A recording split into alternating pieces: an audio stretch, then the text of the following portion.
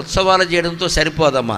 వారానికి ఒక్కరోజు నియమం పెట్టుకుని పారాయణ కాకుండా పురాణం చదవండి. ఎవరైనా ఆడవాళ్ళు ముఖ్యంగా పెద్దవాళ్ళు 60 ఏళ్ళు దాటిన వాళ్ళే రండి, ఒక పురాణం చదవండి. చదవగలిగిన వాళ్ళు ఉంటారు, మిగిలిన వాళ్ళు కూర్చుని వినండి. మా అమ్మగారు మా సంస్కృతిలో పెరిగారండి.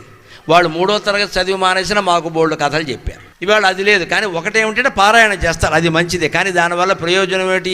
ఓసారి చదువుతారు, పశ్చాలు చదువుతారు, ప్రసాదాలు తింటారు, వెళ్ళిపోతారు. ఎవరిలో ఏ మార్పు ఉండదు. ఎందుకంటే దాని నామాలు మీకు ఏం అర్థం తెలియదు, ఊరికే చదివారు అంతే. అదే పురాణం విన్నామనుకో, ఇలాంటి కథలన్నీ ఉంటాయి.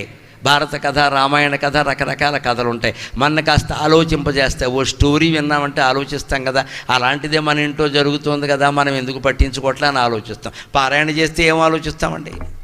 అందుకని పారాయణల బదులు పురాణ ప్రవచనంలాగా ఒకరు మీలోనే కాస్త చదువు వచ్చిన వాళ్ళు ఉండి 4 భాగవతం తీసుకుని చదివితే మిగిలిన వాళ్ళు కూర్చుని వింటే అది సత్సాంగత్యం అంటారు. అటువంటిది పెంపొంచుకునేటువంటి ప్రయత్నం చేద్దాం.